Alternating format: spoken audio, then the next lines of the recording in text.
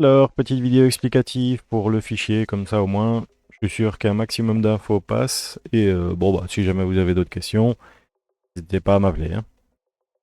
Alors, en arrivant sur le fichier, vous arriverez sur cette feuille-ci. Il faut savoir que les fichiers Google sont approximativement faits comme les fichiers Excel. Il y a des légères différences, mais globalement, c'est à peu près le même principe. Donc, si vous savez maîtriser Excel, cette partie-là, elle va pas trop vous intéresser, donc vous pourrez passer à la suite. Mais en attendant, c'est toujours pratique d'avoir ça sous la main. Donc, le fichier il s'organise en fonction de feuilles. Ces feuilles, vous les retrouvez dans les onglets en dessous. Vous pouvez naviguer dans ces onglets comme bon vous semble. Vous pouvez aussi leur attribuer des couleurs. Il y en a certains où c'est déjà fait.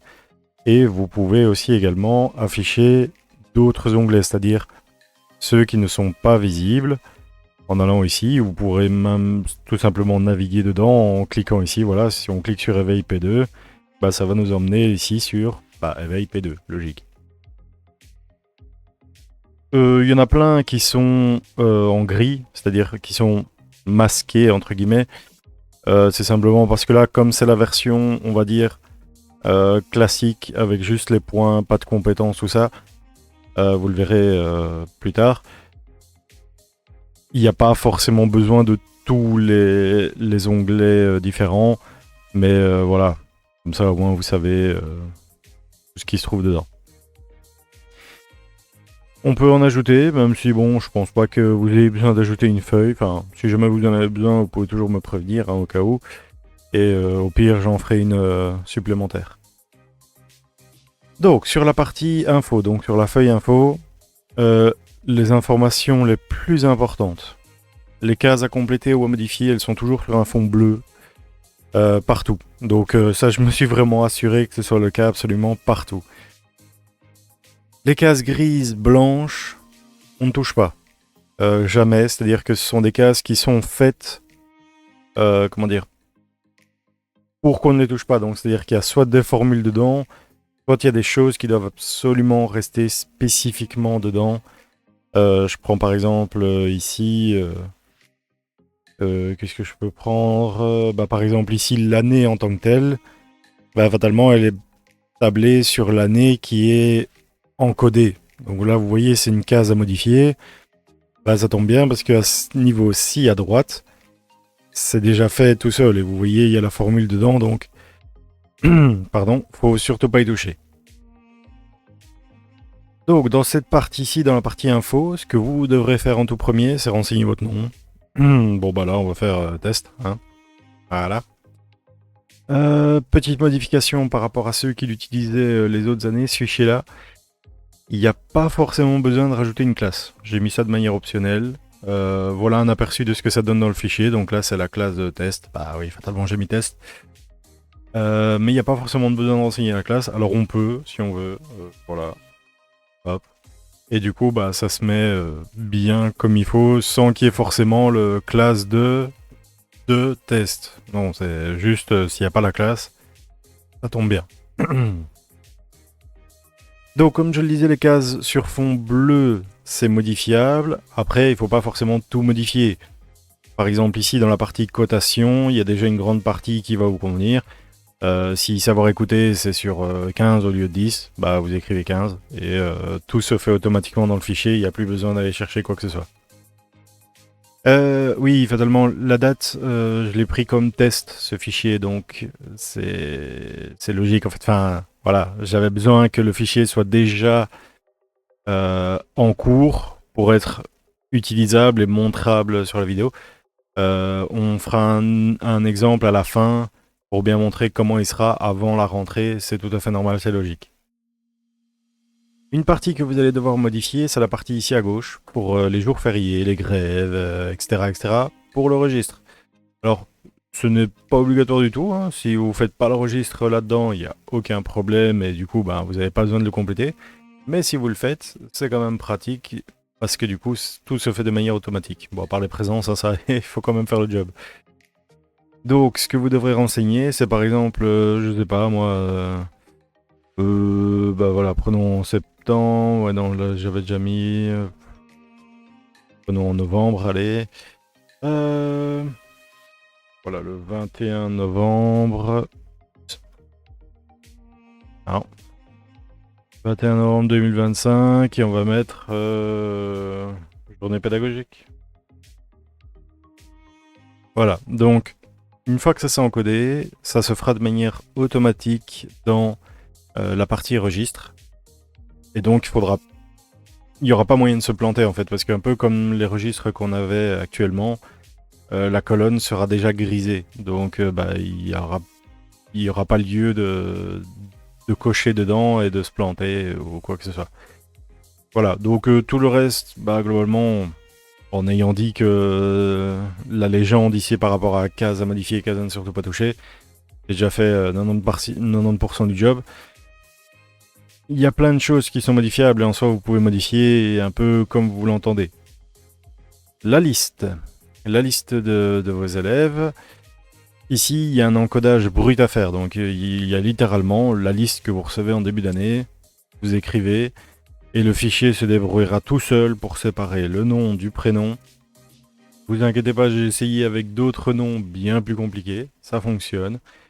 Et je vous laisserai tester aussi, avec des noms toujours aussi compliqués à cerner le prénom du nom.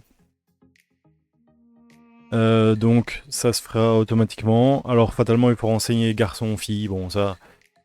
Il n'y a aucune obligation à le faire, c'est juste que pour avoir une vue de l'ensemble de la classe, c'est toujours pratique d'avoir ça comme info sous la main.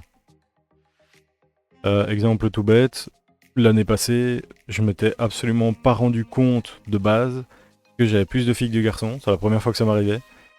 Et c'est une fois que j'ai vraiment moi-même fait le comptage que je me suis dit, ah ouais, ok. Mais c'est bête, mais bon, totalement, en enregistrant ça directement dans le fichier, j'aurais vu direct que c'était le cas. Bref. Plein de choses modifiables. Ça, je vous laisserai découvrir un peu par vous-même. En sachant qu'absolument tout est modifiable. Donc on peut vraiment aller s'amuser dans ce qu'on veut, dans ce qu'on veut faire, dans ce qu'on demande. Le seuil des mentions, les points, les intitulés des matières, etc. Les périodes, le nom des périodes. Bref, à découvrir. Dans la partie tableau de bord, c'est votre tableau de bord. Je pense que le nom n'est pas plus... Il n'y a pas moyen de faire plus explicite, donc vous avez une vue d'ensemble sur toute la classe en permanence. À changer ici, il y a le numéro de la période. Donc là, vous choisissez la période qui vous intéresse. Fatalement pour l'instant période 1, voilà.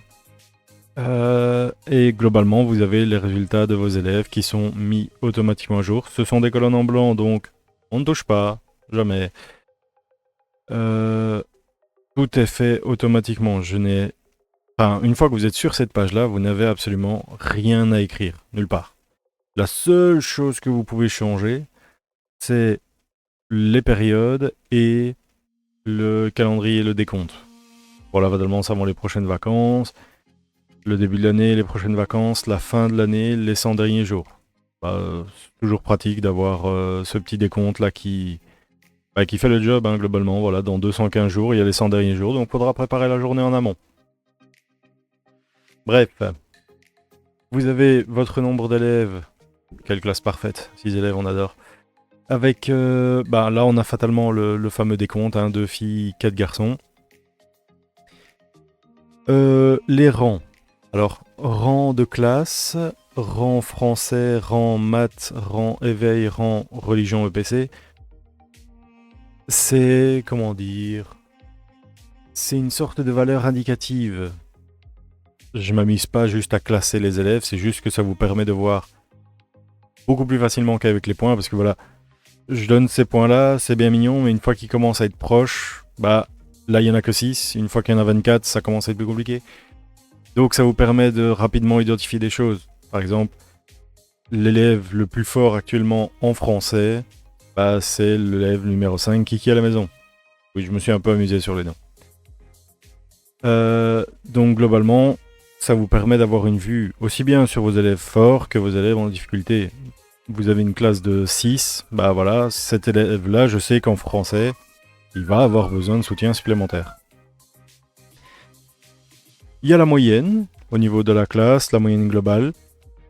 La moyenne globale qui englobe bien sûr du coup toutes les autres moyennes. En allant plus bas, on découvre une autre partie. Alors, désolé pour cette partie-ci, c'est quasiment impossible de l'enlever. Non pas que je ne veux pas l'enlever, mais en fait, l'enlever rajouterait une charge de boulot énorme pour le peu que ça apporterait. Donc, ça concerne les compétences, regardez pas cette partie-là. Par contre, la moyenne du taux de présence, bah fatalement, si vous faites votre registre avec, ce qui n'est pas du tout obligatoire, bah vous aurez cette moyenne du taux de présence de vos élèves en cours.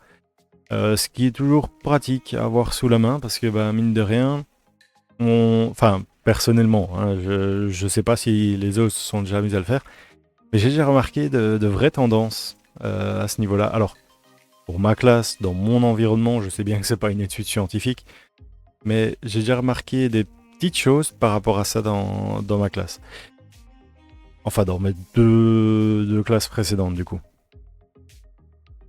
Les deux graphiques, ce sont les graphiques qui concernent le tableau qui est juste au-dessus et la période qui est renseignée. Si vous changez la période, bah, fatalement, ça adaptera les graphiques aussi. Ça les adaptera à la période en cours. Donc, tout simplement une vue un peu plus graphique des résultats actuels de la classe. Ça permet d'identifier d'une autre façon. Voilà, on voit qu'en lire, il y a une petite baisse. Et effectivement, si je vais ici, en lire, il y a un 63% du fait que les résultats n'étaient pas incroyables. Il n'y a pas besoin... Enfin, d'ailleurs, pour les couleurs, elles sont automatiques. Donc, il n'y aura pas besoin de mettre quoi que ce soit. Si mes souvenirs sont bons, c'est... En dessous de 75, ça devient... En dessous de 75%, je parle. En dessous de 75%, ça devient avec un espèce de fond orange. Et en dessous de 50%, là, ça devient rouge. Et donc là, fatalement, c'est une autre représentation des résultats de votre classe. Si on va sur la partie de droite maintenant, alors fatalement, on retrouve la même liste qu'à gauche. Vous verrez qu'il y a souvent ça dans le fichier. C'est très pratique parce qu'il n'y a pas toujours moyen de bloquer la colonne de gauche. Et du coup, si on avance trop à droite, on ne voit plus la colonne de gauche. Donc ça reste un élément de repère assez pratique. On retrouve les mentions. Alors, techniquement, vous pouvez les changer. Français, maths, éveil, religion, etc. Vous resterez 90% du temps sur la globale. Il se peut qu'à un moment, voilà, vous ayez envie d'avoir la mention des élèves en français. C'est bien, je dis pas, mais c'est clairement pas la mention que vous allez, c'est clairement pas l'option que vous allez faire très souvent. Donc, 90% du temps, vous restez sur le global. C'est pour ça que je l'ai mis en gris. Je pourrais le mettre dans la même couleur que là, mais honnêtement, vous la changez tellement peu que on pourrait, mais il n'y a pas forcément besoin. En soi, vous pouvez y aller et changer, il n'y a aucun problème. Ça, de base, ça change rien, mais c'est juste que la globale, justement, fait la totalité de ce qu'on voit. En dessous, vous avez le résumé des différentes mentions. Donc là, on voit qu'il y a 2 excellents et 4 très bien. Une fois qu'il y en a 24, 25 ici, ça commence tout de suite à avoir du sens d'avoir ce résumé en dessous parce que certes, on voit tout, on voit très bien, mais on voit pas combien exactement. C'est parfois un peu difficile. Donc, il y a toujours ce petit résumé ici. Le nombre d'évaluations par matière. Donc là, j'ai fait juste un petit test, histoire d'avoir des notes chiffrées, et puis voilà. Donc, fatalement, il y a une éval dans chaque matière. Donc, il y a les totaux qui sont automatiquement. On le verra plus tard, mais si c'est en jaune, c'est parce que c'est pour attirer votre attention. Il n'y a qu'une seule éval, donc c'est pas suffisant. Ça passe en blanc à partir de 2 évals. Et donc en blanc, c'est ok, ça bouge pas. Une partie avis. Alors, globalement, celle-là, je sais pas si vous l'utiliserez. Moi, je la trouvais très pratique en soi, parce que ça me faisait un moyen assez efficace de gérer les avis, surtout quand il y en a certains qui sont absolument nécessaires à retrouver. Pas obligatoire, mais c'est toujours pratique. Donc, dans la partie avis, on va simplement venir renseigner le nom de l'avis, enfin en tout cas sa dénomination, quoi. La date à laquelle on l'a donné, la date à laquelle on doit l'avoir récupéré. Par exemple, ici on voit que la fiche signalétique, l'avis a été donné le 10 août, c'était à remettre pour le 20, donc c'est gris parce que la date est dépassée. Malheureusement, on voit qu'il en reste encore un, c'est-à-dire une personne qui l'a pas rendu à temps. Si on va sur complément fiche signalétique, ça a été donné le 11, c'est à rendre pour le 16 septembre, donc le timing n'est pas encore fini, ce qui fait que c'est en blanc. On voit par contre qu'il en reste 2, donc on sait directement à quels élèves on doit demander les avis spécifiques. Une fois que tous les élèves ont rendu, et même si le délai est dépassé, le nom se met directement en vert, comme ça au moins on a une tranquillité d'esprit. Il y a moyen aussi, parce que bon, il y a pour faire 25 avis différents, et puis on peut supprimer dès que tout est vert et que voilà, on est sûr et certain, on peut supprimer la colonne, c'est pas un problème. Enfin, effacer les données de la colonne. Mais c'est juste que une fois qu'on en a plein, c'est parfois un peu compliqué de savoir qui a rendu quoi, etc. dans un tableau de ce style. Ah oui, en dessous, vous avez les nombres de jours restants. Du coup, c'est toujours pratique d'avoir une recherche spécifique, soit par avis, soit par nom. Donc là, typiquement, si on prend en complément de fiche signalétique, on voit qu'il y a 2 personnes. La première et la troisième qui ne l'ont pas rendu. Donc on sait à qui on doit les demander. Et si on fait une recherche par nom, on sait savoir qu'est-ce qui n'a pas été rendu. Donc là, par exemple, celui-ci, il a déjà tout rendu, donc c'est OK. Et celui-là, il en reste encore un à rendre. Donc c'est pas obligatoire, hein. D'ailleurs, si jamais vous avez des onglets qui ne vous sont pas utiles et que pour vous aimeriez ne plus les voir, il suffit simplement d'aller au niveau du nom de l'onglet, la petite flèche, et de le masquer. Voilà. Et si vous voulez le démasquer après, vous allez dans le petit choix multiple ici, et vous recliquez sur celui que vous avez envie de voir apparaître. Il apparaîtra exactement au même endroit qu'est-ce qu'il a disparu, donc ça c'est pratique. Le bulletin de points, enfin, et là je dois dire que vous m'avez donné du fil à retordre, notamment avec la partie éveil, FHGS Sciences, FMTTN et Éducation culturelle et artistique. Surtout que c'était fait à partir de... comment est-ce qu'on appelle ça encore, d'appréciation. C'est pour ça que j'ai mis une légende en dessous. Globalement, normalement, tout fonctionne. Si jamais vous avez quoi que ce soit qui vous met en difficulté, n'hésitez pas à m'envoyer un message. Mais normalement, tout fonctionne, tout est OK. Donc, ce bulletin à points, il ne reprend plus du coup les compétences. D'ailleurs, vous ne verrez pas les feuilles compétences, elles sont masquées justement. Étant donné que je pense que la grande majorité d'entre vous ne les utilise pas, donc n'en a pas l'utilité. Et au pire, si à un moment vous voulez les utiliser, il suffit de démasquer la feuille et elle arrive. Donc globalement, cette feuille bulletin de points reprend le taux de présence, mais cette fois-ci de l'élève en question. Donc on peut changer d'un élève à l'autre. Voilà, par exemple. Il y a directement la période qui l'accompagne. Alors, faut pas utiliser l'épreuve finale. Donc moi ici c'est CEB parce que c'était une feuille de 6ème à la base, mais ça vous pourrez changer le nom sans aucun problème. Parce que cette épreuve-là apparaît directement ici, une fois que vous l'avez encodé. Donc ça c'est à peu près tout. Ah oui, et du coup vous pouvez changer de période. Par exemple si vous prenez la période 2, bon fatalement, j'ai pas mis d'éval jusqu'à ce point-là. Donc là c'est en non évalué pour l'instant. Et fatalement les graphiques sont vides vu qu'ils se basent sur la période 2, celle que vous avez sélectionnée. Si je reviens sur la période 1, ça va, ils se remettent à jour comme il faut. Vous avez la mention comme vous aviez la mention dans le tableau de bord. Donc là, excellent. On va retourner sur le premier. Bien, voilà. Tout se fait de manière automatique. Il n'y a vraiment que ces deux-là à changer sur cette feuille-ci. Rien d'autre. Tout le reste se fait de manière absolument automatique. Là, on peut voir comment savoir parler, il y a un couac. Et fatalement, dans la moyenne annuelle, il n'y a rien. C'est normal, c'est parce que non évalué, cet élève-là n'a pas passé cette évaluation-là. Il est absent, que sais-je. Bref, les points ne sont pas à 0 sur 10. Il a juste pas mentionné à ce niveau-là, étant donné qu'il n'a pas fait son épreuve. Donc voilà. Au niveau de ces feuilles-ci, pas trop de changements par rapport aux autres années, sauf une exception. Donc ici, vous devez juste renseigner le nom de l'éval. Là, la matière, bah voilà, par exemple, imaginons, on va lui donner des points quand même en savoir parler. Et il faut la notation. Donc, par exemple, c'est l'épreuve A, j'en sais rien.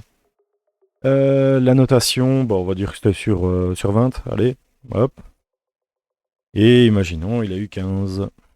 Voilà, et donc si je reviens au niveau de son bulletin, bah, on peut voir effectivement qu'il a un 8 sur 10, étant donné que c'est le 15 qui a été transformé directement, étant donné que c'est sur 10, et pas sur... c'était sur combien encore? Sur 20? Je sais plus. Bref, tout se fait de manière automatique, il n'y a pas besoin d'aller creuser plus loin. Donc ça c'est français période 1, mathématiques ça marche pareil. Désolé pour la partie des sous-domaines ici en mathématiques. C'était compliqué. En fait c'était compliqué parce qu'avec des titres à rallonge pareil, de l'arithmétique à l'algèbre, de l'organisation des données à la statistique, juste il n'y a pas moyen que ça passe bien dans une case, ou alors il faut la faire énorme, ce qui n'est pas le but, étant donné que cette partie-là est fixe, donc si on la fait énorme, bah, elle bouffe une grande partie de l'écran elle toute seule. Donc voilà. Comme d'habitude, vous avez à gauche et à droite les deux colonnes qui, bah, elles sont fixes et qui vous permettent de pouvoir vous retrouver même si vous êtes à la 38e éval. Ça m'étonnerait, mais bon, on sait jamais. La partie qui a beaucoup changé, c'est celle-ci. Avec, bah, comme je le disais, le fameux défi FMTTN, EK et tout le bazar. Pour ce qui est de FHGS, FMTTN, religion EPC, hein, on s'entend. Pas trop de changements, étant donné que ça marche quasiment pareil que dans français, maths et autres. Il suffit de mettre l'intitulé, donc l'intitulé ici au-dessus, hein, on va mettre B du coup. Les points, je sais pas moi, sur 20, et il a eu 19. Hop. Lui, il a été absent. Hop. Voilà. Et tout se fera de manière automatique. Là où il y a un gros changement par contre, c'est pour EK. Étant donné que l'EK, c'est des appréciations, il n'y a pas de notation en soi. Donc quand vous allez mettre ici une évaluation, par exemple C, avec EK dessus, ça va se mettre en gris. Parce qu'il n'y a rien à rajouter en fait. Il n'y a pas de point, donc de base. Par contre, au niveau des appréciations en tant que telles, là vous allez renseigner des lettres. Donc, imaginons, là il a eu très bien, là il a eu insuffisant, là il a eu bien, là il a eu, je sais pas moi, bah il était pas là, voilà. Hop. Et là, bah il n'a pas passé parce que raison X, Y ou Z. Bref, donc là ici ça se met automatiquement et de base, vous verrez dans le bulletin, alors peut-être pas pour lui du coup, vu que sur 2 évals, un excellent très bien, le deuxième peut-être. Voilà, lui il a une note inférieure, bah, fatalement parce que de base, il a eu un très bien mais un insuffisant, donc ça a joué sur ses résultats. Bref, il n'y a pas besoin de renseigner de points nulle part à aucun moment pour les cas.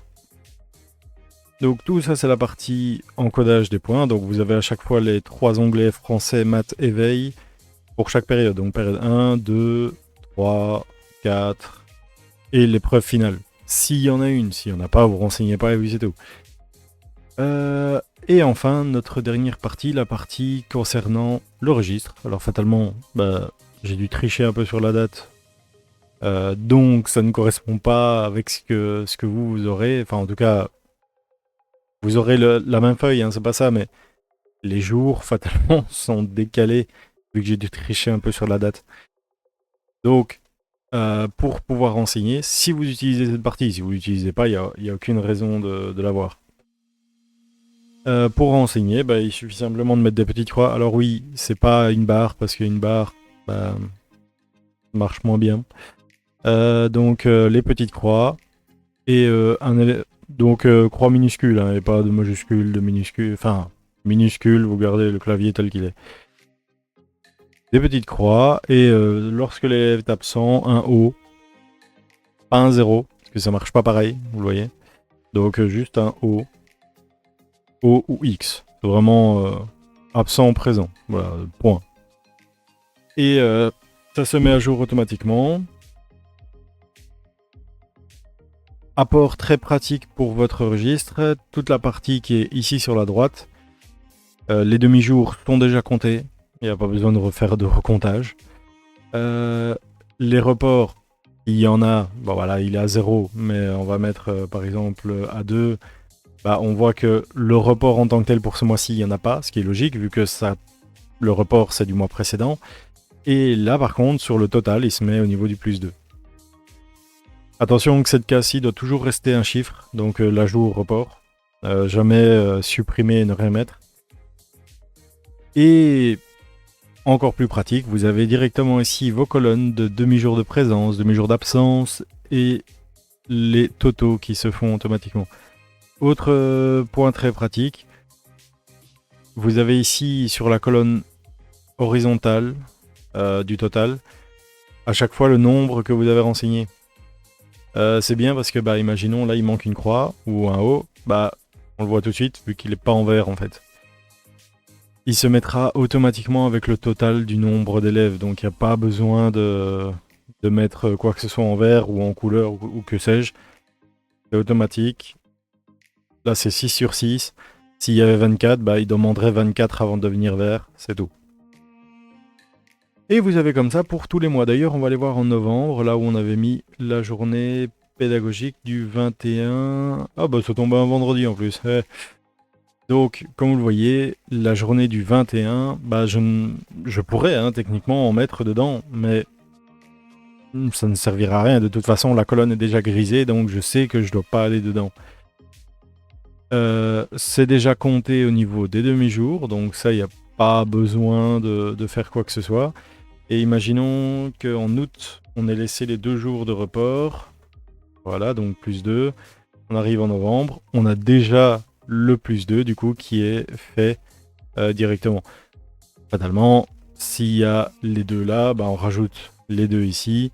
Ce qui nous augmente bien à 4. Notre total est bon, nickel. Donc ça, il ne faut pas bouger. Donc ça, c'est la partie... registre en tant que tel. Vous n'êtes pas du tout obligé de l'utiliser, c'est vraiment un plus. Moi je l'utilisais parce que mine de rien c'est quand même pratique d'avoir tout ce comptage déjà fait et du coup de n'avoir aucune erreur. Enfin, pour peu que vous mettiez bien la même chose, ne vous plantez pas avec les croix et les hauts. Pour peu que vous ayez la même chose ici que dans votre registre, les chiffres sont nickel chrome à chaque fois. Et du coup, je vais vous montrer vite fait ce que ça donne avec le vrai jour. Il me semble que c'est le 25. Voilà. Du coup, votre tableau de bord va ressembler à ceci pour l'instant. Ce qui est logique, finalement. Ah non, là, il y a une petite erreur. Ah ouais, j'ai oublié de supprimer ici.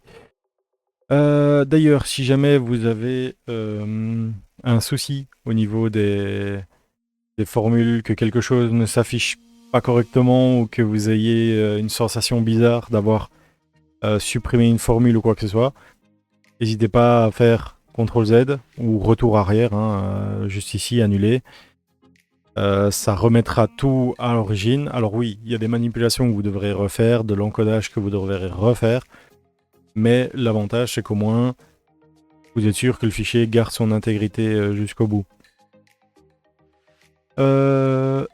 Le fichier s'enregistre toutes les minutes et après chaque modification. Donc, tant que vous avez de la connexion internet, vous y avez accès partout. C'est l'énorme avantage. Vous avez accès sur votre PC, sur votre tablette, sur votre téléphone.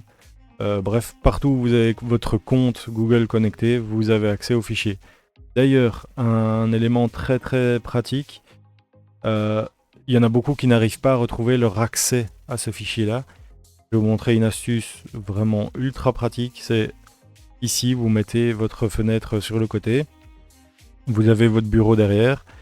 Vous allez venir cliquer une fois ici. Et une fois que vous avez cliqué, il vous suffit simplement de tenir et de glisser, comme si vous faisiez un copier-coller, quoi. Et vous avez directement un raccourci qui vous mènera à votre feuille en bonne et due forme. Enfin voilà, vous avez juste à double-cliquer dessus. Et bien sûr, le nom, vous pouvez le changer comme vous voulez. Hein. Là, on va mettre test, voilà. Et du coup, on va fermer celle-là. Et là, en revenant dessus, bah, vous arrivez sur votre feuille à vous. Donc, c'est très très pratique d'avoir ça sous la main, directement sur votre bureau ou dans un dossier, comme vous voulez. Et je pense que j'ai globalement tout dit. Bon, une demi-heure, j'avoue que je m'attendais à moins. Bon, bref. Si jamais vous avez des questions, des doutes, des demandes de modification, parce que tout est modifiable, donc on peut vraiment faire des choses personnalisées, n'hésitez pas à m'envoyer un message ou à me contacter. Et moi, je serai toujours très content de m'en occuper, donc ça, y a pas de problème. Amusez-vous bien en tout cas, et bonne chance pour la suite. Hein. Ce fichier devrait vous simplifier la vie, mais bon, on sait bien que notre métier n'est pas le plus aisé du monde, donc toutes les aides sont les bienvenues. Allez, sur ce, ciao ciao!